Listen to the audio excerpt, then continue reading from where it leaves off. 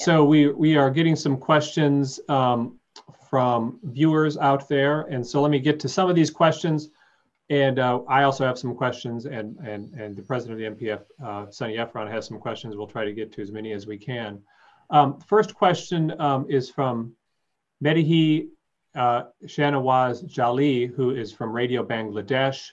It's kind of a part question, part statement. I just look to have each of you, give your take on this. Are the countries going to protectionism trade policy? Because US, Canada, Europe, and other Western countries are all going back to raising tariffs and abolishing quotas, leading to the trade imbalance and shift of businesses. If it goes on, it would be difficult to attain any global goals, including SDGs, Sustainable Development Goals, and climate changes. So, I mean, how do you respond to both the question and the statement in that? Kathy, maybe you have thoughts on that?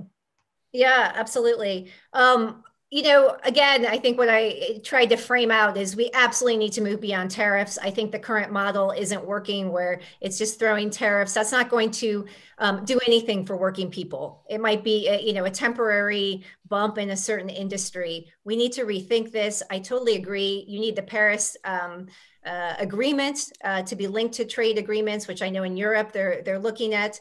And I absolutely don't think this is the moment for protectionist trade policies. What I do think you're hearing is a political pushback around the world to a model of globalization that hasn't worked. And so if we can get a new model that's worker-centered, I think then you talk about SDGs, the Paris Climate Agreement, what actually works for people. Okay. Yeah, just following up on that, I think, trade itself is not bad. In fact, having bigger markets and more opportunities for businesses to interact globally and workers to sell things across the world, that generally should lead to higher prosperity. That's why sort of the standard economic models say that trade is good. The problem is that if you have other sort of conflating factors, then you can generate problems that were transmitted across the world through trade, and people will think that trade is the underlying source of their own problems when it's really something else that's causing that. And so, for example, if Chinese environmental laws and labor laws are such that people in China are harmed and have less money to buy goods and services made in the rest of the world, that will ultimately redound to lower incomes in the US and in Europe and so forth. And then people in those countries might reasonably think that China is to blame and try to punish China, when that's not really right, because Chinese people are also suffering. And so it really helped, reframing that conversation and perspective, I think, is really key, because otherwise, the protectionist impulse in and of itself is not going to actually solve these underlying problems. And the underlying problem is you have an inappropriate distribution of income globally, a big change in the distribution of income globally that has suppressed consumption relative to production, and that's led to these other problems. Matt, I just from your book, one of the statements from the book is the surprise is that Americans have tolerated the open system for as long as they have. I know this is a fairly big question, but I mean, why have Americans tolerated the system as it is for as long as they have? So I think there are a couple of reasons. One, I mean, first of all, it is a surprise, I guess, because and you look at the sort of costs that have been imposed on a lot of Americans, it's either shown up in forms of lower employment or lower incomes or higher debt. And so I think the explanation is sort of twofold, which is that, one, for a very long time, basically since the early 1980s, interest rates have fallen so much that increases in debt were relatively affordable for a lot of people. And so that wasn't necessarily a problem for a lot of people to think, oh, we're borrowing more, but the cost of the debt service, and I'm talking about not government necessarily, but, in households, mortgage rates and so forth. And so that kind of phenomenon, I think, made it relatively tolerable, at least until you get to, 2006, 2007, when there clearly was a limit that was hit. So there was a long stretch of time when I think that helped. I think the other thing too, and this is an area that's sort of outside of my own, but I sense it's in sort of an ideological consensus on this, that people just were told repeatedly that this is something, that this is how it's supposed to work. If it's not working out for you, that's your problem.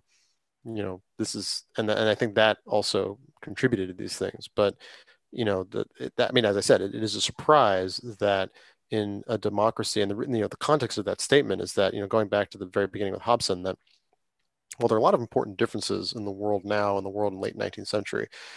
in an economic, perspective, the U.S. effectively plays the role of a colonial subject state for a lot of the major trade surplus countries such as Germany, China, Japan, and so forth. And that obviously, I'm not saying the U.S. is a colonial subject state. I'm not saying that it's equivalent to what the British did in India or anything like that. But there is a perspective from which you can see some similarities, and it's interesting that that was done voluntarily in a democratic, independent country. And so that really is the question. Okay. Kathy, why do you think Americans have tolerated the current system as they have for as long as they have? Well, I mean, I would push back a little bit. I mean, I think there has been critique, right? I mean, I think Right. you saw huge, you've seen huge protests against the free trade agreement of the Americas, against a lot of these trade agreements. I think workers have questioned why, this agreement is going to be good for them. They got trade adjustment assistance for a few months as if that was going to replace jobs that were left. And so I don't think everyone has just agreed to this, but I agree with some of what Matt has said. It's also this mentality that was sold by the elite that, there's something wrong with you, right? Or, it's something that's going on. It's you, workers against workers. I do want to just say one point about the investment from other countries. We did a report about increased investment from Europe to our South. Because our South looks really attractive these days, right? You have no unionization, or very low unionization, right to work laws. The governors will give you big tax breaks, keep workers' wages low. And so it's this model that has been built and that we're supposed to say, this is good for working people, keep them flexible. And so I think, it's a huge problem with the way the model's been built. But I would say people have been criticizing this and pushing back. And I think we're getting to a tipping point now. Okay. Sunny Efron, who's the president of NPF, has joined our call here.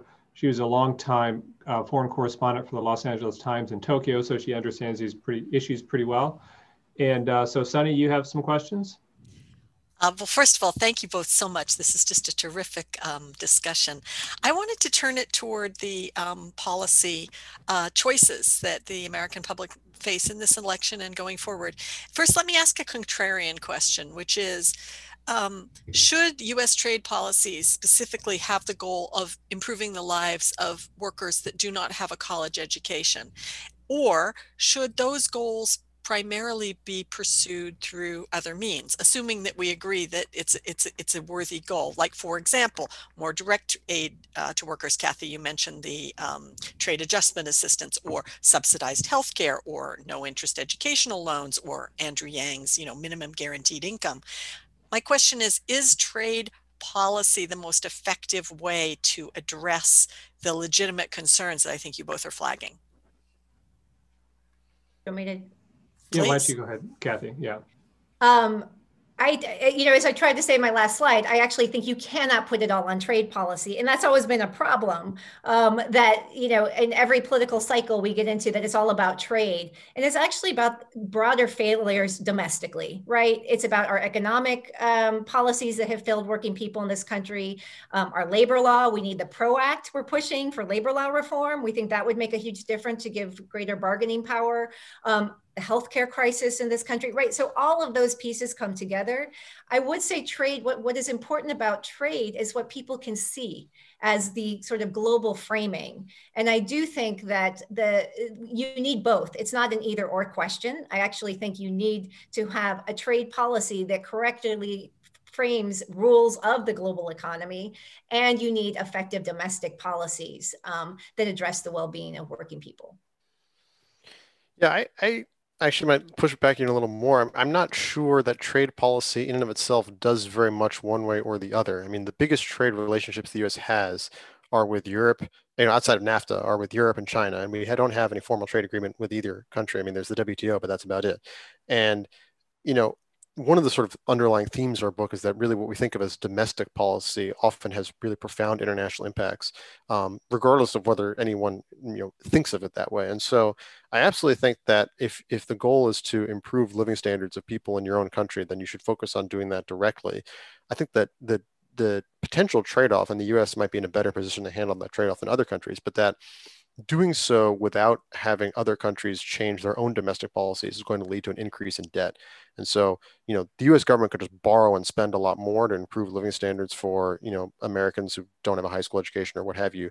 And that would work for those people in terms of, increasing spending and incomes, but that would be offset somewhere with some higher debt somewhere in the system. And if you want to avoid that, then you need to have higher spending in the rest of the world to offset that. And so that, is trade policy the way to get that? I don't know. I mean, we don't really have a lot of sort of concrete solutions for what the U.S. can do because it's not really, in some ways, it's not specifically U.S. problem. I mean, there is underspending in the U.S., but in many ways, it's really other countries in the rest of the world that really need to change their own domestic political economy. And so, that's really a question for, diplomats that's above my level of expertise. So I have one more that perhaps is too specific for you, Matthew, but which specific, understanding that there are limitations to what trade policy can do, can you recap which specific trade and investment policies you think would specifically help workers without a college degree? And I'm specifically asking that because of, what's going on in the swing states and because of what,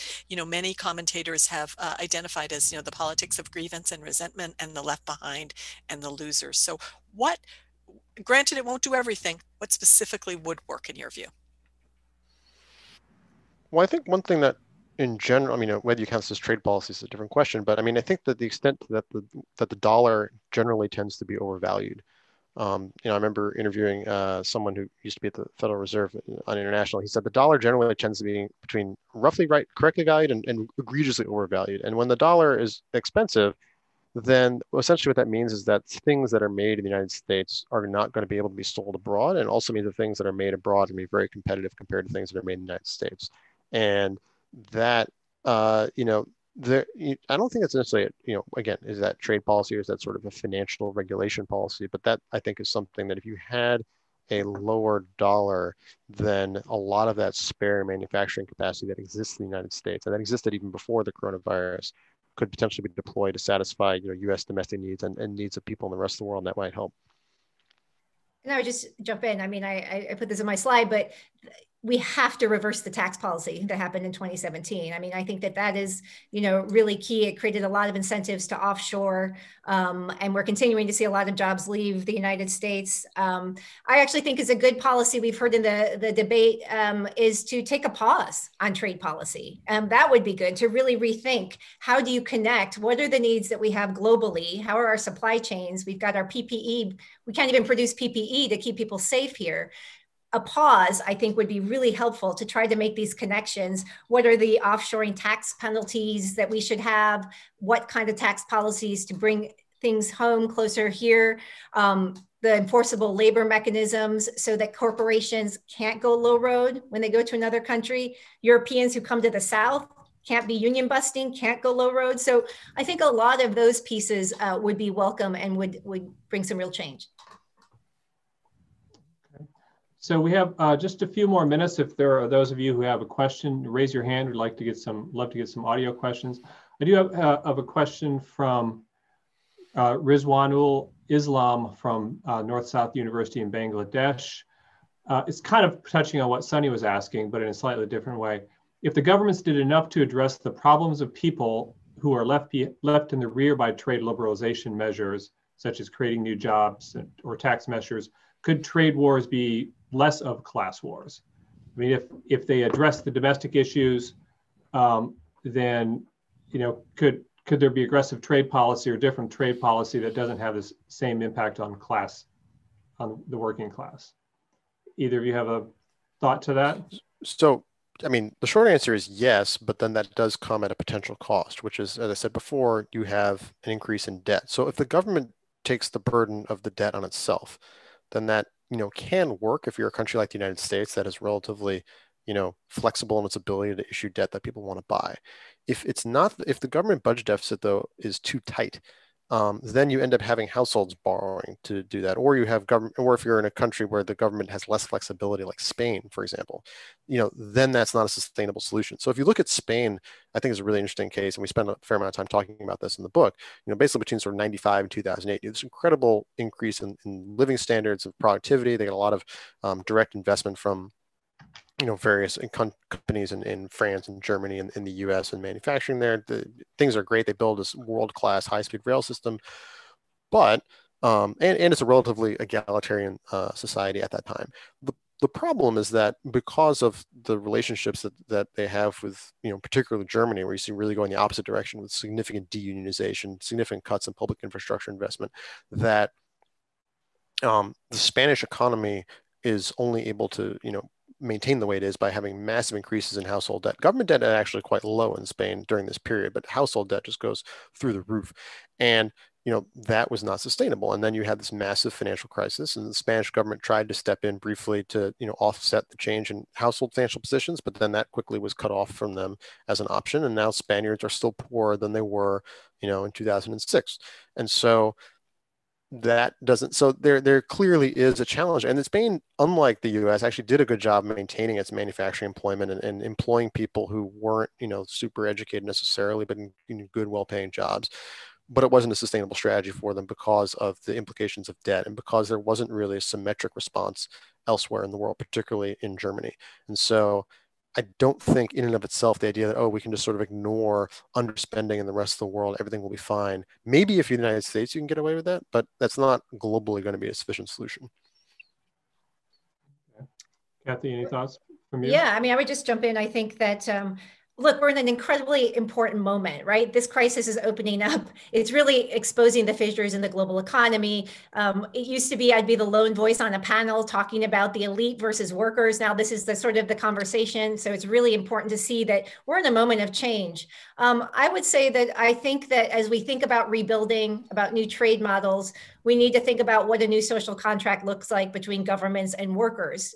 That's going to be key. What is it that workers are going to need to have good jobs, to have now healthcare protections, both in the workplace and in their homes?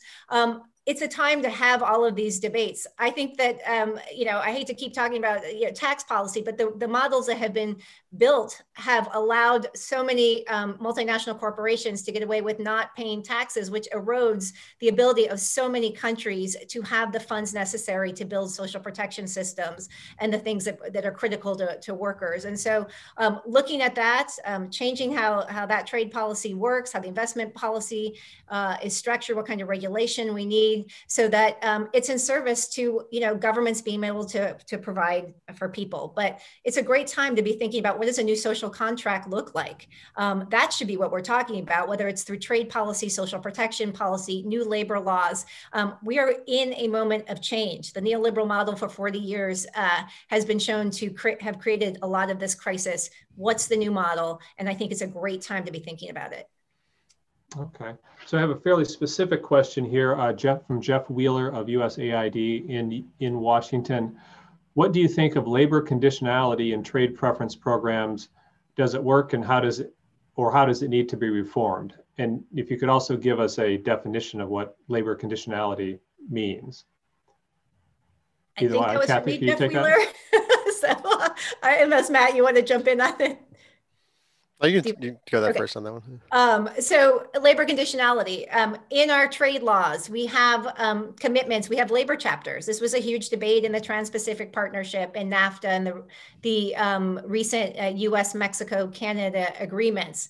That a country needs to commit. If you are our trading partner, you have to commit to upholding a certain set of ILO standards, International Labor Organization standards. For years, these have been incredibly ineffective. You could kill trade unionists in Colombia. There was a case that we had for 8 years about worker rights in Guatemala, and workers lost. So for many years, labor conditionality has been weak and ineffective.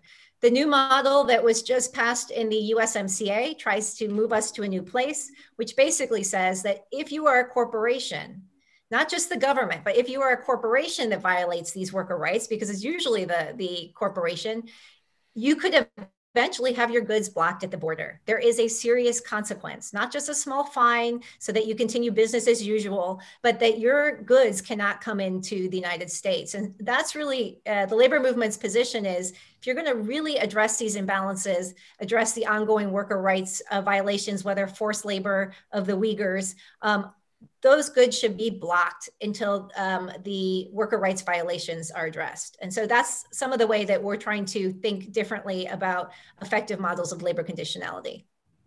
Okay. I think I have one final question here, and we're going to have to wrap it up here fairly soon. But Matt, I was hoping, your book has a good sense of history in it, and you have a few chapters that kind of take people back to the 1800s. I was hoping you could just give our viewers kind of the big picture overview of kind of the globalization trend lines over time. I mean, how much of trade, how much global trade was in the end of the 1800s, and then it went down, and then it's come back up again. Can you just maybe give us the broad brush of what today's situation looks like compared with previous, decades? Sure. So basically, trade, the biggest single constraint on trade is that there are technological limits on moving things over long distances. And so, both in terms of communications technology and transportation technology. So if you're going back to the early 1800s, trade is quite small as relative to the global economy. And if you are going to be trading something, it's going to be something you really can't have at home. So the sort of classical example is, English people importing wine from Portugal because they couldn't really make wine in England that tasted any good. And so that was that was how trade worked for a long time. And you saw that even basically into the 20th century, that trading things, even though the communications technology improved pretty dramatically, that it was still very expensive and slow to actually move things over long distances, really until actually the 1980s. And so that's a big thing. Political limits are a big thing. So the fact that countries were often at war with each other until really after the Napoleonic Wars was also a big inhibitor. I mean, again, sort of a little historical thing. The reason why the English-Portuguese wine trade became such a big deal was because English consumers used to get their wine from France, but then they kept fighting the French, and so that was cut off. So where else are you gonna get wine from? You got it from Portugal. So that was sort of what trade was like. And now it's very different now, because it's so cheap, relatively speaking, to move things across long distances. You have these massive container ships, so the marginal cost of putting something in a container and sending it somewhere is close to zero, unless it's a car, and that's why car assemblies are different. But like a lot of those things, it's quite cheap, especially when a lot of the higher value goods are very small, microchips or whatever. And so now it's a situation where you can have all sorts of goods trades are spread out all over the world, basically, among, whether it's because you have sort of specific, competitiveness factors, or it's a function of, the fact that, workers are underpaid in certain places. So you want to obviously move your production where you can get relatively higher profitability in your operations. That sort of relates to the fact that trade used to be really much in either raw commodities or finished goods, and now most of it's in components and parts, assembling it. That having been said, if you sort of zoom out a little bit, a lot of what we think of as international trade, the reason why trade as a share of GDP is very high, is because you have trade sort of within these blocks, these sort of broader, value chains. So like within Europe, a lot of international trade, for example, is within Europe. And so if you think of Europe as a unified economy, for example, then like a lot of international trade sort of disappears. And maybe you should, because Europe as a whole is comparable in sort of size and shape to the United States. And so we don't think of, if you counted each US state as a country, international trade would look very different in the US than it does in Europe. So like Germany, for example, Austria, Belgium, it's very trade intensive, but it's mostly with each other. In Asia, it's a little different, but it's still similar, where a lot of trade is sort of within these sort of networks, Japan, China, Korea, Taiwan, Thailand, Malaysia, so forth. So, and then you can, if you sort of zoom out and think about these big blocks in the US, for example, US, Canada, Mexico, if you think about those big blocks, trade between them is still, significant, but as a share of the global economy, it's not nearly as big as sort of overall trade as a share of the global economy.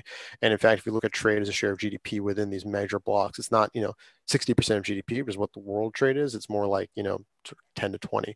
And so I think, when we talk about trade, it is important, but it's also in some ways sort of a residual of, what people are producing and consuming at home within a major, sort of continent-sized economy. And that in some ways has not really changed. It's become easier to trade across countries and because of technological improvements and communication improvements. And there's, obviously the end of the Cold War led to a massive increase in market size and where you could find people, to produce things. But in some ways, things have not changed as much as you might think.